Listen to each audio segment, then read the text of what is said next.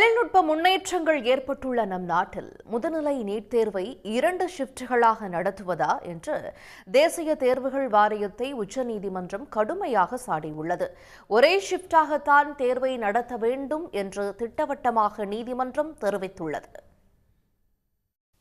இந்த ஆண்டுக்கான நீட் முதுநிலை தேர்வு ஜூன் 15ஆம் தேதி நாடு முழுவதும் நடத்தப்பட உள்ளது.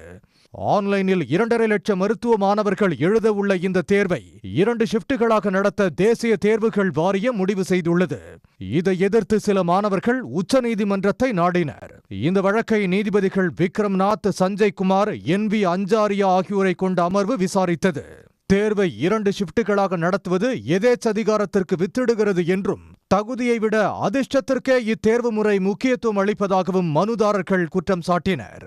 2 ஷிப்ட் தேர்வு முறை சமமான வாய்ப்பை உறுதி செய்யாது என்றும், 2 ஷிப்டுகளில் கேட்கப்படும் கேள்விகள் கண்டிப்பாக ஒரே அளவுள்ள கடினத்தன்மையில் இருக்காது என்றும் மனுதாரர்கள் தரப்பு வாதிட்டது. இதை மறுத்த தேசிய தேர்வுகள் வாரியம் ஒரே ஷிப்டில் தேர்வை நடத்த கூடுதலாக 900 மையங்கள் தேவை என்றும், ஜூன் 15ஆம் தேதிக்குள் அவற்றை ஏற்பாடு செய்வது இயலாத காரியம் என்றும் கூறியது.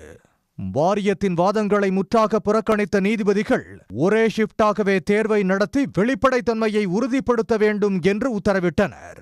இவ்வளவு தொழில்நுட்ப முன்னேற்றங்கள் உள்ள நாட்டில் மையங்கள் இல்லை என்று கூறுவதை ஏற்க முடியாது என்று கூறிய நீதிபதிகள், 2.5 லட்சம் பேர் எழுதும் முதுநிலை நீட் தேர்வை 2 ஷிப்டுகளாக நடத்தும் நீங்கள் பல லட்சம் பேர் எழுதிய இளநிலை நீட் தேர்வை 2 ஷிப்டுகளாகவா நடத்தினீர்கள் என்று கேள்வி எழுப்பினர்.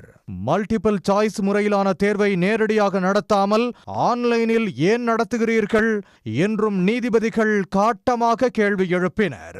மாணவர் சேர்க்கை தாமதமாகும் என்று கூறி மிரட்ட வேண்டாம் என்ற நீதிபதிகள் ஒரே ஷிப்டாகத்தான் தேர்வை நடத்த வேண்டும் என்று உத்தரவிட்டனர். உடனுக்குடன் செய்திகளை தெரிந்து கொள்ள சன் நியூஸ் பெல் ஐகானை கிளிக் பண்ணுங்க.